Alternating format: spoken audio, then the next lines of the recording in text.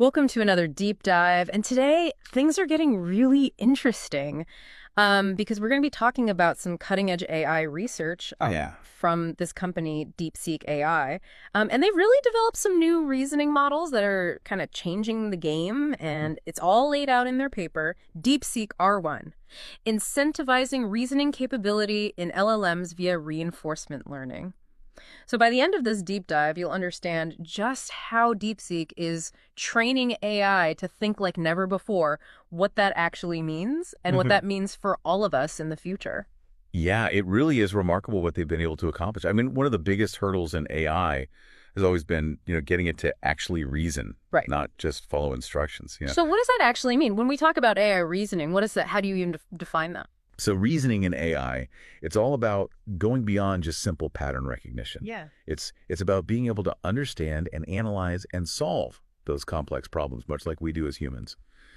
Just, think about it like solving a math problem or writing code or even just understanding a really nuanced argument. Right. Those all require reasoning. And that's what DeepSeek is claiming to have made significant strides in with this new research. Absolutely. They've introduced two new AI models, DeepSeek R10 and DeepSeek R1, and these showcase a level of reasoning we haven't really seen before.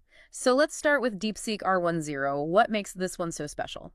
Well, DeepSeek R10 learns purely through reinforcement learning, and this is a method where the AI learns from its mistakes and its successes, kind of like trial and error. Okay. Think of it like almost like training a dog with treats, right? Right. You reward it when it does something right. It's amazing to me that it can learn without any explicit human instruction. It's just figuring things out on its own. It really is. So instead of giving the AI like a step-by-step guide, they kind of just set up this environment where they give it goals and then they just kind of let it explore different ways to reach those goals. And the more it succeeds, the more it refines its approach. So DeepSeek R10 is all about self-discovery then, in a sense. Exactly. Yeah. And the rewards, they focus not only on getting the right answer, but also on making sure that the reasoning steps are presented clearly.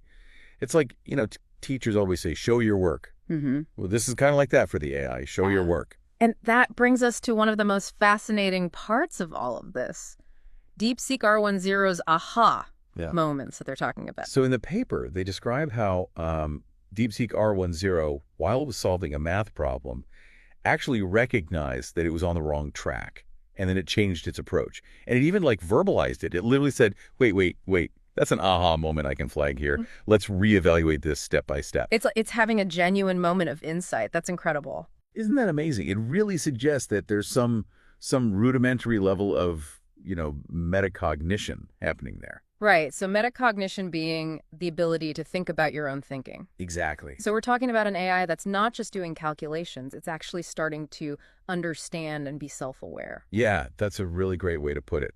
Now, DeepSeek R10 it's groundbreaking, but they didn't stop there. Right. They developed DeepSeek R1. Okay, so what's the key difference between R10 and R1? So DeepSeek R1 incorporates some human-provided examples in the training. Okay. So it gets a little bit of a head start, but it still heavily relies on reinforcement learning. So think of it as a blend of, a little human guidance mixed with that AI self-learning. They're combining the best of both worlds. Exactly. And this leads to even more impressive results, like some of the limitations with DeepSeek R10, things like readability, clarity of the reasoning steps.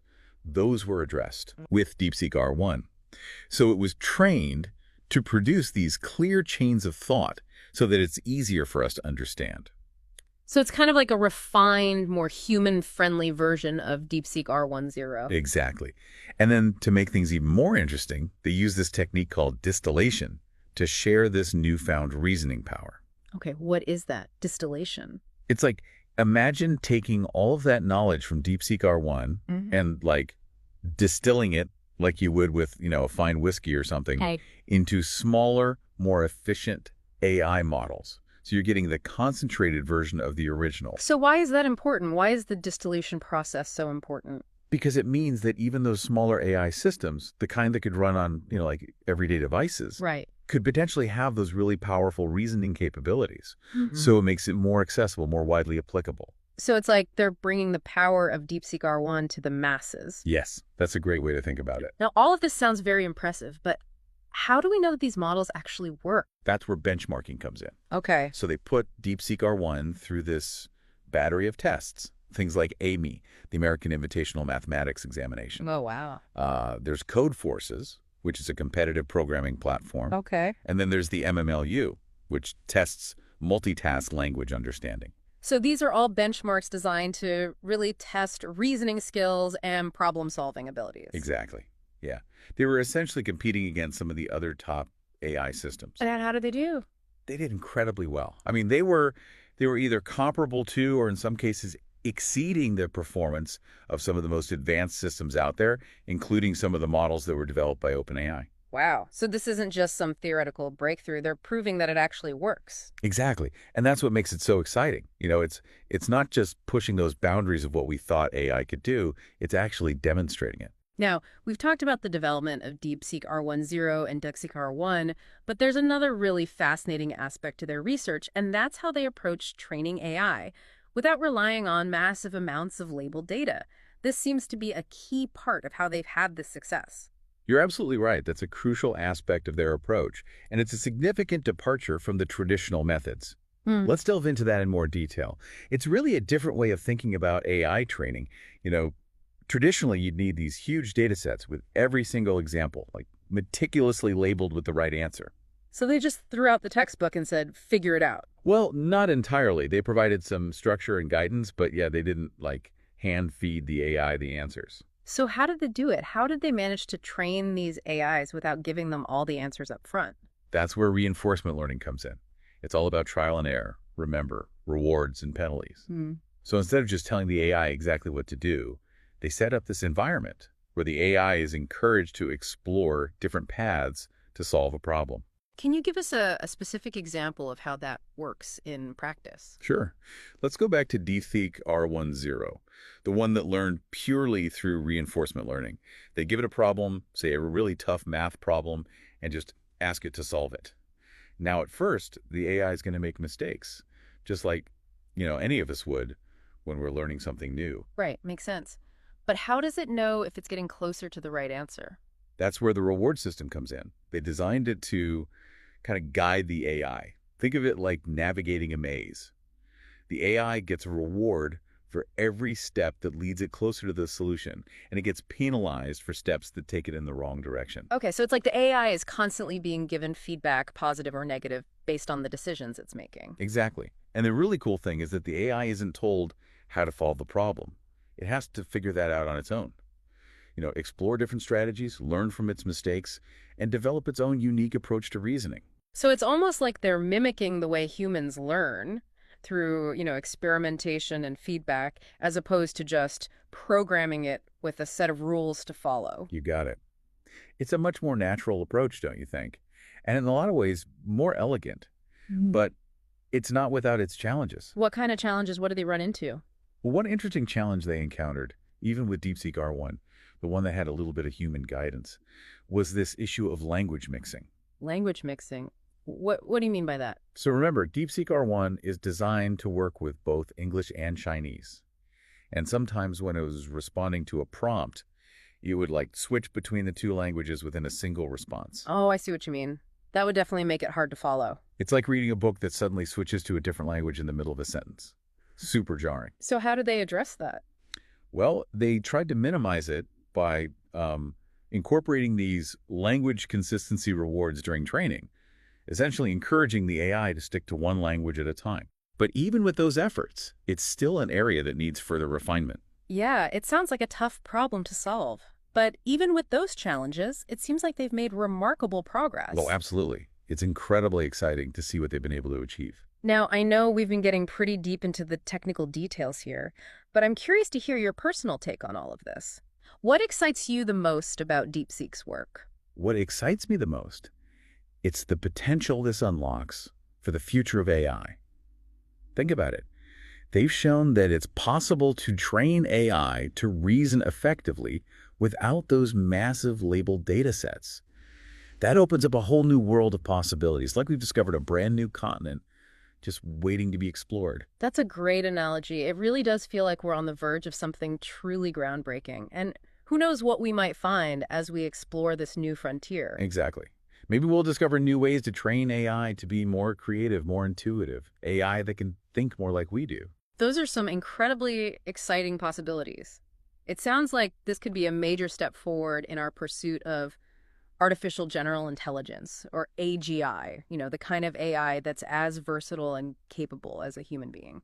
I think it's definitely a valuable contribution to that quest. And while we're still a long way from true AGI, this research shows that we're making significant progress, maybe even faster than a lot of people expected.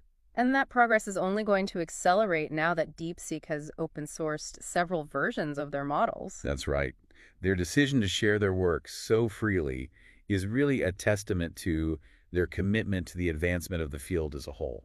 Why do you think they chose to do that? Why open source it? I think they understand that the biggest advancements in AI are going to come from collaboration, from the open exchange of ideas.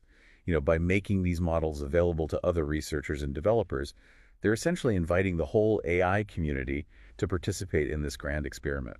It's like they're saying, here are the tools, let's see what we can build together. Exactly. And I have a feeling we're going to see an explosion of creativity and innovation in the years to come. New applications will emerge that we can't even imagine yet in healthcare, education, entertainment, you name it. It really is an exciting time to be following AI development.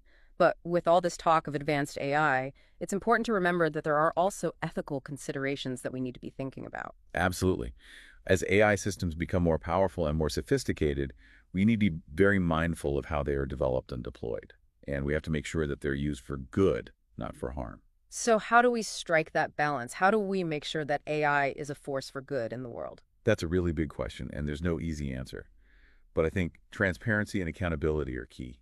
We need to make sure that these AI systems are developed in a way that's open, that we can audit them, that the people creating them and using them are held responsible for what happens. And of course, the decisions that the AI is making, they need to be aligned with, basic human values and ethics. So it's not just about the technical brilliance of the AI, but also about the human wisdom and compassion that guides its development. Absolutely. We need to make sure that it benefits everyone, not just a select few. And we have to be aware of the potential risks just as much as we're excited about the potential benefits. So it sounds like what you're saying is that we need to approach AI development with a sense of humility, with a sense of responsibility, because we're creating something that could really change our lives and change the world in a profound way. Exactly. And I think DeepSeek's approach, focusing on enabling the AI to learn and reason on its own, that's a really good step in the right direction. How so? Well, think about it this way.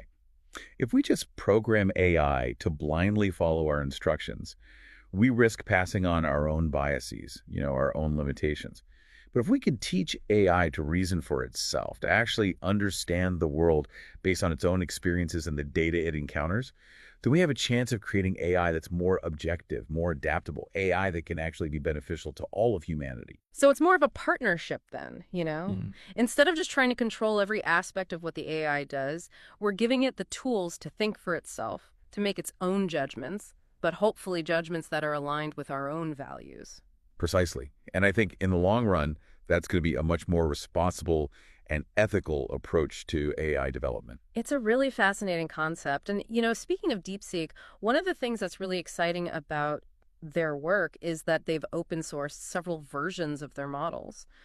What are your thoughts on the implications of that for the AI community? It's a huge deal. It's a real game changer. It means that researchers and developers from all over the world can now access this cutting-edge technology.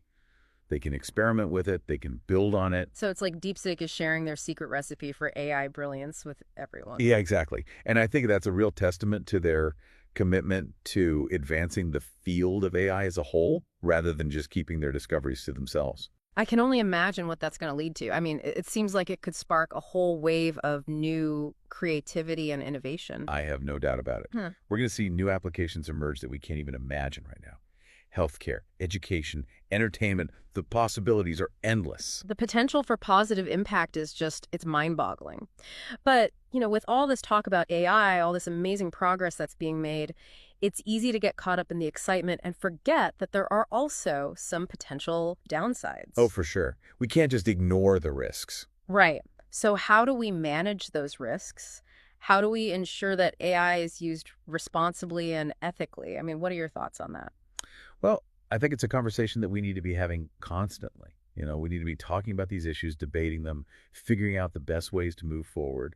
And it's not just the responsibility of AI researchers and developers. It's a responsibility for all of us. It's a societal issue, not just a technological one. Exactly. And it's an issue that's going to become even more important as AI continues to evolve and become more integrated into our lives. So it sounds like what you're saying is that we need to be proactive. We need to be thinking about these ethical implications now before AI becomes so advanced that it's out of our control. Exactly. We can't just wait and see what happens. We need to be actively shaping the future of AI. And that means having those tough conversations, setting clear guidelines, and making sure that AI development is always guided by human values. I think that's a great point to end on. The future's AI is in our hands, and it's up to all of us to make sure that it's a future that benefits everyone. Absolutely. Well, this has been an incredible deep dive. Thank you so much for joining us and sharing your insights on this fascinating topic. It was my pleasure, and thank you to all our listeners for joining us today. Keep exploring, keep questioning, and keep imagining what the future of AI could hold. Until next time, stay curious.